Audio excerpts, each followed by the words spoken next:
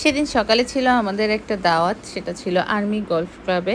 আর golf ক্লাবে ঢুকেই এত বিশাল সবুজ মাঠটা আর শরতের নীল আকাশ দেখে কী যে ভালো লাগতেছিল। চারপাশটা আসলেই অদ্ভুত সুন্দর। মানে সকাল সকাল মনটাই ভালো হয়ে গিয়েছিল এত সুন্দর একটা জায়গায় যেয়ে। যাই হোক, তারপর তো যেহেতু দাওয়াত খেতে এসেছি, সবাই একটু হাঁটাচলা করে চলে গেলাম ভিতরে নাস্তা খেতে, কারণ বাইরেটা একটু গরম গরম ছিল। তবে কিছুক্ষণ বসে থাকলে প্রচুর বাতাস আসতেছিল। তো আমরা ভাবলাম এসির ভিতরে আরাম করেই খাই। তো ভিতরে ঢুকলাম, ঢুকে তারপরে সবাই মিলে বসলাম একটা বড় টেবিল নিয়ে। তারপরে অর্ডার দিলাম আমরা খাবার।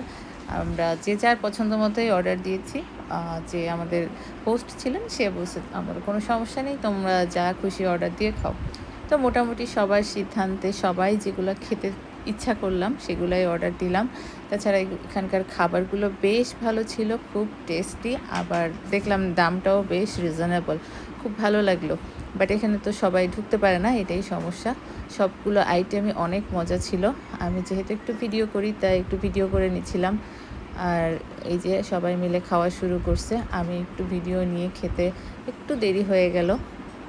তারপরেও খুব মজা হয়েছিল খাবারগুলো। দাওয়াত খেতে কার না ভালো লাগে। তো আমরাও ভাবির জন্য গিফট নিয়ে গিয়েছিলাম। তো সেটা একদম আসার মুহূর্তে দিয়েছি। ভাবি একদম সারপ্রাইজড হয়ে গেছে। আর গিফটের ছবি বা ভিডিও কিছুই করা হয়নি, মনেই ছিল না। আসলে আমার এত ভিডিও করতে মনেও থাকে না। যাই হোক, এই যে এরপর আমি খাচ্ছি।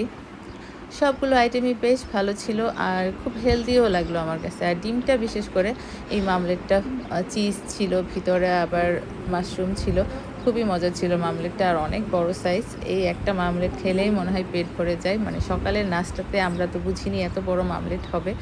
অনেক কিছু খেয়ে সবাই পেট একেবারে হাপুস করে ভরে গেছে, কি বলার আর। তারপরে খাওয়া দাওয়ার পরে একটু হাঁটাহাঁটি করলাম। আর এই ফাঁকা মাঠটা দেখে মনে হচ্ছিল আমি একটু দৌড়াই, কিন্তু দৌড়াইতে তো আর পারলাম না, অনেক রোদ ছিল। ওইটুকু দূরে যেয়ে আবার ফেরত আসলাম। খুবই ভালো লাগতেছিল, মন হলো বিকেলবেলা যদি যেতাম খুব ভালো হতো। আর এই যে সব শেষে চা। আমাদের আবার চা দিয়ে পরোটা খাওয়ার একটা বেশ দারুণ গ্রুপ আছে, মানে আমরা সবাই চা দিয়ে পরোটা খেতে খুব পছন্দ করি, এই জন্য চা নিলাম আর সাথে পরোটা ছিল। যদিও অনেক খাইছি, তারপরেও আমরা চা পরোটা নিয়েছি।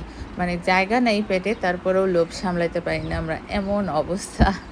যাই হোক, এখানে বসে খাওয়ার সময় এত সুন্দর প্লেন যাচ্ছিল একদম মাথার উপর দিয়ে, নিচে প্লেনের নামও দেখা যাচ্ছিল। আমার তো খুব ভালো লাগছে। এখান থেকে আমরা বোধহয় 2 ঘন্টার মতো ছিলাম ওইখানে টোটাল। 2 ঘন্টার ভিতরে মনে হয় 7-8টা প্লেন গেল। এত সুন্দর লাগছিল দেখতে, খুবই ভালো লাগছে। একদিকে প্লেন যাচ্ছে আর একদিকে হচ্ছে ট্রেন যাচ্ছে। এই জায়গাটা তো হয়তো সবাই চিনেন, রেডিসনের উল্টা দিকে।